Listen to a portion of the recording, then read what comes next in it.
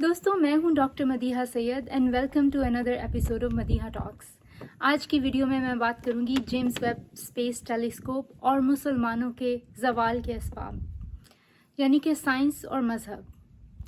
दोस्तों, 12 जुलाई 2022 को अमेरिका की स्पेस एजेंसी नासा ने अमेरिकन, यूरोपियन और कैनेडियन स्पेस एजेंसी की मदद से 20 साल की मेहनत से तैयार होने वाली जेम्स वेब स्पेस टेलीस्कोप की पहली तस्वीर सदर जो बाइडन के ज़रिए शाया की।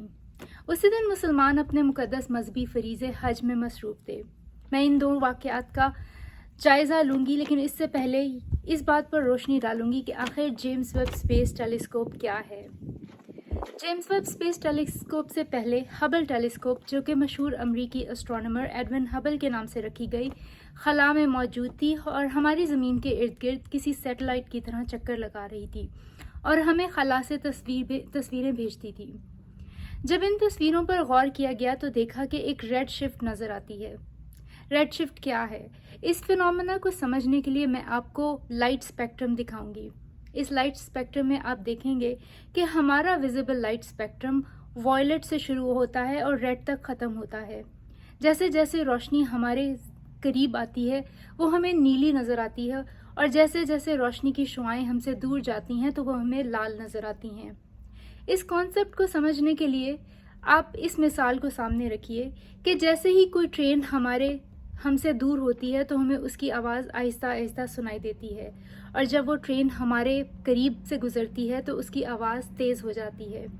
इसकी वजह ये है कि साउंड वेव्स जब हमसे दूर होती हैं तो उनकी वेवलेंथ ज़्यादा होती है और उनकी फ्रीक्वेंसी भी कम होती है, लेकिन जैसे जैसे वो करीब आती है तो फ्रीक्वेंसी ज़्यादा बढ़ती जाती है और उसकी वेवलेंथ कम हो जाती है। इसी कॉन्सेप्ट के तहत द फोटोन्स जब स्पेस में ट्रैवल करते हैं तो जब वो हमसे दूर होते हैं तो उनकी वेवलेंथ ज़्यादा होती है और उनकी फ्रीक्वेंसी कम, और जैसे जैसे वो हमसे करीब आते हैं तो उनकी फ्रीक्वेंसी बढ़ती जाती है और वेवलेंथ कम होती जाती है, इसलिए वो हमें नीले नज़र आते हैं। इस कॉन्सेप्ट के तहत ये तय किया गया कि ऐसी टेलीस्कोप बनाई जाए जो इंफ्रारेड रेस को भी देख सकती हो। इसीलिए जेम्स वेब स्पेस टेलीस्कोप को खला में भेजा गया और इसने हमें अपनी पहली तस्वीर भेजी। इन तस्वीर के ज़रिए हम 13.6 अरब साल पहले होने वाले बिग बैंग के थोड़े से ही अरसे के बाद होने वाले वाक़यात को अपनी आंखों से देख सकते थे। आखिर ऐसा क्यों है? इसकी वजह यह है कि जब रोशनी हमारे तक सफ़र करती है तो वो थोड़ा लैग बिहाइंड करती है। जैसे कि सूरज की रोशनी हम तक 8 मिनट की फासले पर पहुंचती है, यानी 8 मिनट के बाद पहुंचती है। इसीलिए 13.6 अरब साल पहले होने के वाक़यात हम तक 13.6 अरब लाइट ईयर के फासले पर हैं, और रोशनी को इतना ही अरसा लगता है हम तक ट्रैवल करने में। इसलिए जेम्स वेब स्पेस टेलीस्कोप को कॉस्मिक टाइम मशीन भी बोला जाता है। दोस्तों, अब मैं बात करूंगी बिग बैंग थ्योरी और थ्योरी ऑफ एवोल्यूशन, जिसकी वजह से हमारी ज़मीन वजूद में आई और आज का इंसान वजूद में आया। इससे पहले मैं इस बात को वाज़ेह कर दूं कि साइंस में थ्योरी को एक इस्टेब्लिश्ड फैक्ट माना जाता है और इसको लॉ से ऊपर रखा जाता है। Theory is backed by circumstantial, observational and experimental evidence. Theory are incontrovertible, यानी कि इनके बारे में कोई दो राय नहीं होती, और दुनिया के 97% साइंसदान इस बात पर मुत्तफिक है कि थ्योरी ऑफ एवोल्यूशन सही है, और इसी तरह बिग बैंग थ्योरी को भी इसी तरह से दुरुस्त माना जाता है। अब बात करते हैं कि बिग बैंग आखिर क्या है।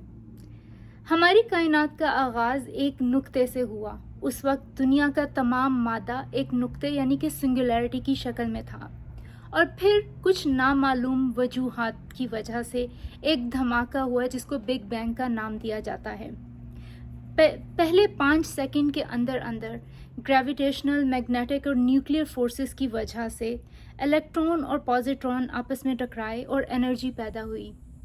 आज के दौर में नज़र आने वाले तमाम सितारे, सैयारे और गैलेक्सीज इसी बिग बैंग की वजह से वजूद में आई। पहले 3 मिनट में सादा एलिमेंट्स पैदा हुए, यानी कि हीलियम, हाइड्रोजन, हीलियम और लिथियम।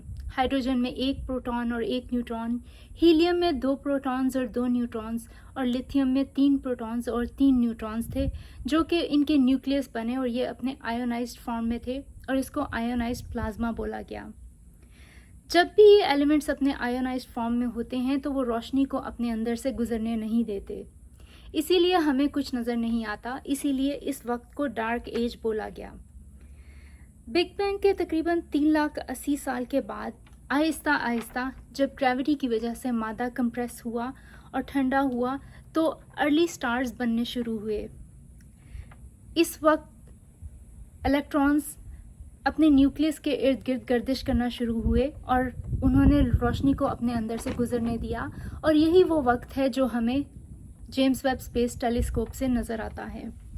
इसके तकरीबन 300 मिलियन साल के बाद अर्ली स्टार्स वजूद में आए और तकरीबन 1 बिलियन साल के बाद गैलेक्सीज वजूद में आईं, और उसके तकरीबन 9 बिलियन साल के बाद हमारा आज का सोलर सिस्टम वजूद में आया। तकरीबन 4 बिलियन साल के बाद कुछ रॉक्स हमारी ज़मीन से टकराईं और अपने साथ पानी और कार्बन और दीगर मिनरल्स लेकर आईं, और ये वो वक्त था जब हमारी दुनिया में पाए जाने वाले समुंदर एक थिक प्राइमोर्डियल सूप की शक्ल में थे, जो कि मिनरल और ऑर्गेनिक कंपाउंड से भरा हुआ था, और इसी में तकरीबन 3.8 बिलियन साल पहले ज़िंदगी का एक सिंगल सेल से यानी कि एक खुलिये से आगाज़ हुआ। साइंसदानों ने तहकीक से इस बात का अंदाज़ा लगाया है कि तमाम इंसान, जानवर और पौधे और इनका आगाज़ एक सेल से हुआ, और इसको लास्ट यूनिसेलुलर ऑर्गेनिज्म बोला जाता है, और इसके बाद ये ब्रांच आउट करता गया और डिफरेंट इंसानों, जानवरों और पौधों की स्पीशीज़ बनी। तकरीबन आज से 2 लाख साल पहले इंसान होमो सेपियंस जो कि प्रिमिटिव इंसान है वो वजूद में आए, और आज का इंसान उसी की एवोल्यूशन का एक नतीजा है।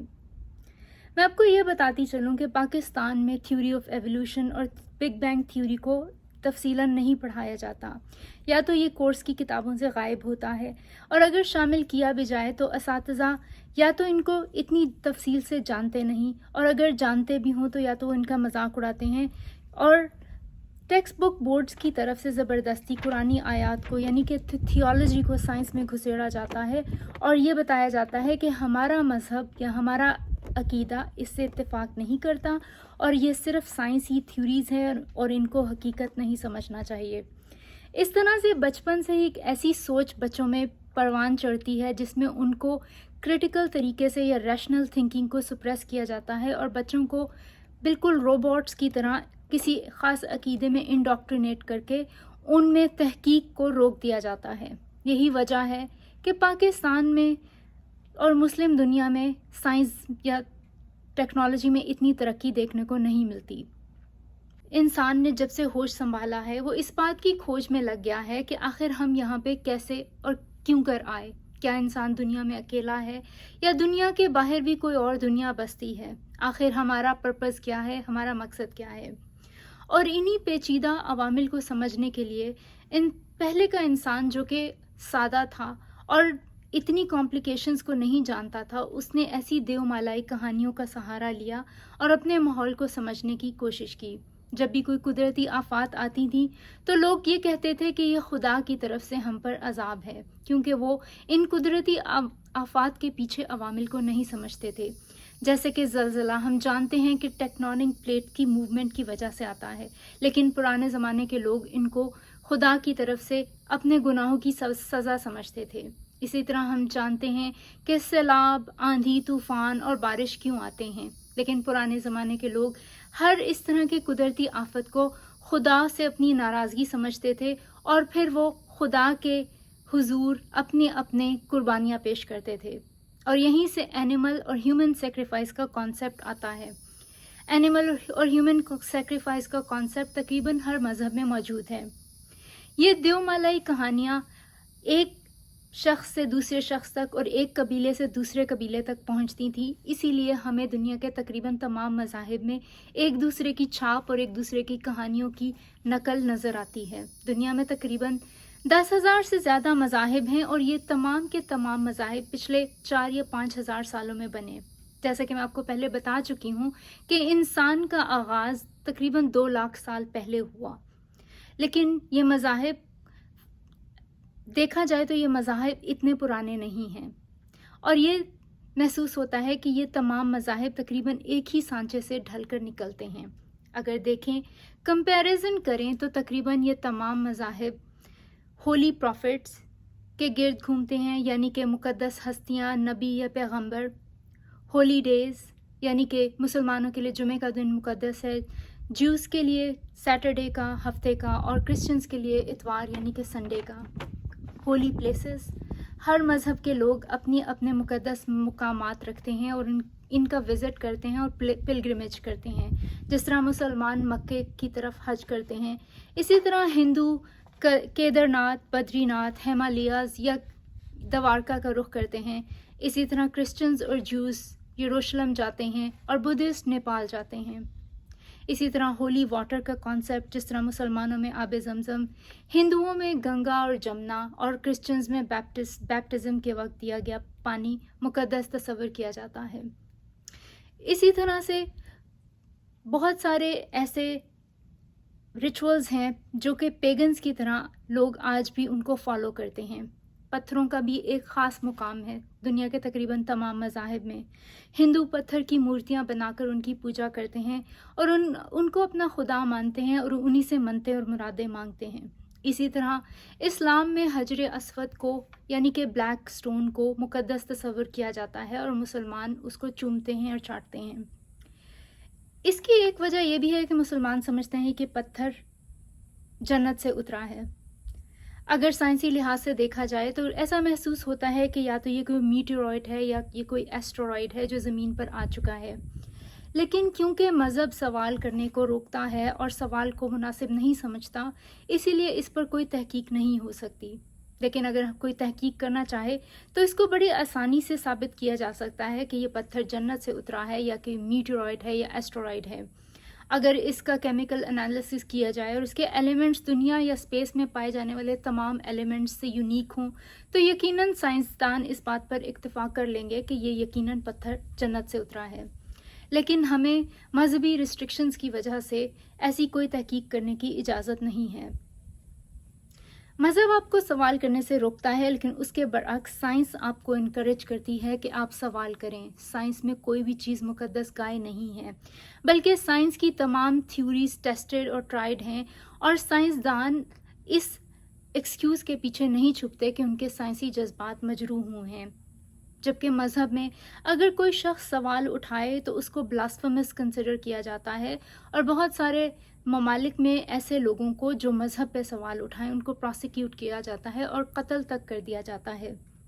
मेरे नज़दीक सच्चाई के लिए या सच्चाई की हिफाजत करने के लिए किसी लॉ या किसी ब्लास्फेमी लॉ की ज़रूरत नहीं।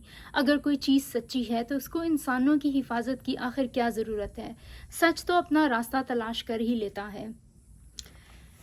दोस्तों, इसी तरह के मज़ाहिब में रिचुअल्स का भी एक ख़ास मुकाम है। तमाम मज़ाहिब के लोग अपने अपने इलाकों के पेगन रिचुअल्स, यानी कि जब लोग सादा ज़िंदगी गुजारते थे, उनके जहन सादा थे, साइंटिफिक रेवोल्यूशन से पहले के अकायद को फॉलो करते हैं। इसी तरह का एक अकीदा मेरी नज़र में गुजरा जब जेम्स वेब स्पेस टेलीस्कोप की इमेजेस रिलीज़ हुई। उसी वक्त मुसलमान एक अकीदा सर अंजाम दे रहे थे जिसमें वो एक पत्थर को छोटी छोटी कंकरियां मारते हैं। मुसलमान उस पत्थर को कहते हैं कि वो शैतान है और ये शैतान हमें बहकाता है, और इस शैतान को कंडेम करने के लिए वो उसको पत्थर मारते हैं। अगर साइंसी तौर पे हम देखें तो इस एक्सरसाइज की कोई तुक या कोई मंतक समझ नहीं आती, क्योंकि साइंटिफिक तरीके से ये साबित हो चुका है कि शैतान एक फिक्शनल कैरेक्टर है और उसका कोई वजूद नहीं। दुनिया के तमाम अच्छे और बुरे ख्यालात इंसान के अपने जहन की पैदावार हैं। पुराने ज़माने के इंसान क्योंकि ये फैक्ट नहीं जानते थे, इसलिए वो शैतान पे अच्छे और बुरे अमाल का ब्लेम डाल देते थे। पिछले 100 सालों में न्यूरो साइंस ने, मेडिकल इमेजिंग, इलेक्ट्रोमैग्नेटिक टेक्नोलॉजी ने इतनी तरक्की कर ली है कि हम इस बात को साइंटिफिकली साबित कर सकते हैं। تو پھر آج کے دور میں ایسی غیر منطقی پریکٹس کا کیا فائدہ؟ یقیناً یہ انہی ریچولز میں سے ایک ریچول ہے جو پیگنز کی طرح آج بھی لوگ فالو کر رہے ہیں، اور اس کو سوال کرنا وہ مناسب نہیں سمجھتے۔ وہ سمجھتے ہیں کہ شاید اس سے خدا ناراض ہو جائے گا۔ جیمز ویب اسپیس ٹیلیسکوپ نے ہمیں یہ دکھایا ہے کہ دنیا یا اسپیس انفینٹ ہے۔ اس میں 200 بلین سے زیادہ گیلیکسیز ہیں اور تقریباً 3000 سے زائد ایگزو پلانٹس ہیں۔ یقیناً اگر اس یونیورس کو کسی خدا نے بنایا ہے تو وہ بہت انٹیلیجنٹ ہستی ہوگی، اور اگر کوئی ایسا خدا موجود ہے جس نے اتنے سوفسٹیکیٹڈ لاز آف فزکس بنائے ہیں اور نیوٹن اور آئنسٹائن جیسے بریلینٹ ذہن پیدا کیے ہیں، تو آخر اس کو اس پیگن ریچول سے، جس میں ایک انسان پتھر کو پتھر مارتا ہے، اس سے اس کو کیا فائدہ ہوگا؟ یا آخر انسانوں کو اس ریچول سے کیا فائدہ ہوتا ہے؟ یہی سوچ کی وہ ڈائیکاٹمی ہے جو مسلم دنیا کو ویسٹرن ورلڈ سے جدا کرتی ہے، اور یہی وہ بیسک مسئلہ ہے جس کی وجہ سے میں سمجھتی ہوں کہ مسلمان سائنسی لحاظ سے باقی دنیا سے بہت پیچھے ہیں، کیونکہ وہ ایک امیجنری ورلڈ میں رہتے ہیں اور اسی طرح کے ریچول اور رسم و رواج میں پھنسے ہوئے ہیں۔ دوستوں، یورپ اور مغربی دنیا سائنسی لحاظ سے مسلمان دنیا سے بہت آگے ہے، لیکن یہ ہمیشہ سے نہیں تھا۔ ایک وقت تھا جب یورپ جہالت کے اندھیروں میں ڈوبا ہوا تھا، اور اس کو رینیسانس پیریڈ بولا جاتا ہے۔ 14ویں صدی تک یہ سلسلہ ایسے ہی رہا۔ اس کے بعد 1543 میں نکولس کوپرنیکس نے اپنی کتاب آن دا ریولیوشن آف ہیونلی باڈیز میں ہیلیو سینٹرک تھیوری پیش کی۔ ہیلیو سینٹرک تھیوری کے مطابق زمین سورج کے ارد گرد گردش کرتی ہے۔ یہ اس وقت کے مذہبی عقائد کے برعکس تھی۔ اس وقت کے کیتھولک چرچ نے اس بات کا بہت برا منایا اور کہا کہ یہ ہیریسی ہے، یعنی کہ یہ الحاد ہے، کیونکہ یہ سائنٹیفک تھیوری ان کے مذہبی عقائد سے اختلاف رکھتی تھی۔ اس لیے نکولس کوپرنیکس کو جلا کر مار دیا گیا۔ کچھ لوگ یہ کہتے ہیں کہ وہ اپنی فوراً بعد ہی اپنی طبعی موت مر گیا۔ اس کے بعد تقریباً 1632 میں گیلیلیو گیلیلائی نے اسی تھیوری کو اپنی کتاب میں اسی ماڈل کو پیش کیا اور اس تھیوری کو کنفرم کیا۔ اس کے بعد یورپ میں سائنسی انقلاب شروع ہوا، اور اس کے بعد تقریباً 1687 میں آئزک نیوٹن نے اپنی کتاب پرنسپیا فلاسفیا نیچورالیس اور فلاسفیا میتھمیٹکا میں لاز آف موشن اور لاز آف یونیورسل گریویٹیشن پیش کیے اور سائنسی دنیا میں انقلاب برپا کر دیا۔ یہ وہی ٹائم تھا کہ چرچ اور اسٹیٹ علیحدہ ہو گئے۔ چرچ نے یہ ڈیسائیڈ کیا کہ وہ اب سائنس اور علمی دنیا میں اپنے دخل اندازی نہیں کرے گا۔ اسی طرح یورپ میں سائنٹیفک ریولوشن کا آغاز ہوا۔ دوستوں، جب میں پاکستان میں تھی تو بچپن میں ہمیں یہ پڑھایا جاتا تھا کہ اسلام سے پہلے دنیا میں جہالت کا دورہ تھا۔ یقیناً یہ بات صحیح ہے کہ جہالت کا دورہ تھا، لیکن وہ صرف عرب دنیا تک محدود تھا۔ اس سے سینکڑوں سال پہلے کے گریک فلاسفرز پلیٹو اور اس کا شاگرد ارسطاٹل اپنی اپنی کتابیں لکھ چکے تھے اور کتابیں شائع کر چکے تھے۔ یاد رکھیے کہ اس کے سینکڑوں سال بعد بھی عربوں کے پاس قرآن کو لکھنے کے لیے پین پیپر نہیں تھے، اور وہ قرآن کو ہڈیوں اور کھالوں اور دوسری چیزوں پر جمع کرتے رہے۔ لیکن اس سے سینکڑوں سال پہلے تقریباً 300 BC میں پلیٹو کی اپنی ایک یونیورسٹی تھی جس کو اکیڈمی بولا جاتا ہے، اور اسی طرح ارسطاٹل کی اپنی ایک یونیورسٹی تھی جس کو لائسیم بولا جاتا ہے۔ ارسطاٹل کی کتاب نکومیکین ایتھکس میں فلسفی کے ایسے ایسے نکات تھے جن کو یورپ نے تقریباً 2000 سال تک فالو کیا، اور وہ صرف سائنٹیفک ریولوشن کے بعد کیونکہ فلسفی ریڈنڈنٹ ہو گئی، یعنی کہ اس کا اب اتنا کردار نہیں رہا، کیونکہ سائنس سے پہلے انسان قدرت کے رازوں کو فلسفی کے ذریعے سمجھنے کی کوشش کرتا تھا، اس لیے فلسفی اتنی پاپولر نہیں رہی اور اس کی جگہ سائنس نے لے لی۔ اور سائنس کے جو کرشمے ہم آج دیکھ رہے ہیں وہ اسی سائنٹیفک ریولوشن کا نتیجہ ہیں۔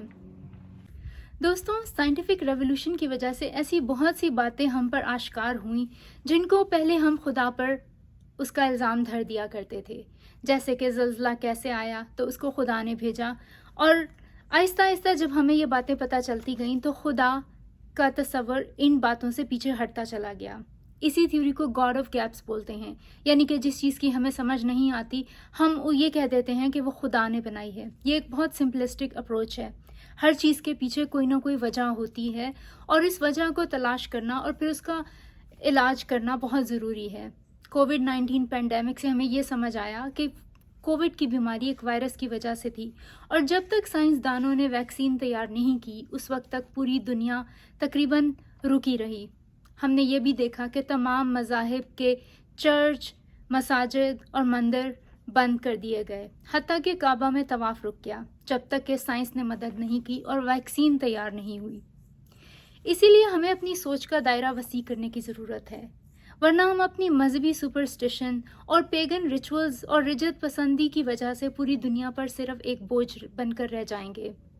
मुसलमानों को चाहिए कि इमेजिनरी आफ्टर लाइफ, जिसका कॉन्सेप्ट कई मज़ाहिब में पाया जाता है, हिंदू मज़हब में भी री इनकारनेशन या आफ्टर लाइफ का कॉन्सेप्ट है, इस तरह से दीगर कई मज़ाहिब में ये कॉन्सेप्ट पाया जाता है, उसमें अपनी ज़िंदगी और अपनी सलाहियतें ज़ाया करने के बजाय इस दुनिया में तमाम लोगों की बेहतरी के लिए साइंटिफिक डिस्कवरीज करें और साइंटिफिक इन्वेंशंस में अपना हिस्सा डालें। अगर कोई खुदा इस दुनिया को बनाने वाला है या कोई खुदा मौजूद है तो वो यकीनन आपको इसका अजर देगा और आप यकीनन जन्नत में ही जाएंगे। अगर आपको मेरी बातें पसंद आई हों तो फेसबुक पे मदीहा टॉक्स, यूट्यूब पे मेरा चैनल मदीहा टॉक्स, और अगर आप पर्सनली मुझसे रब्ता करना चाहें तो madihatalks@gmail पर मुझसे रब्ता कर सकते हैं। अपना ख्याल रखिए।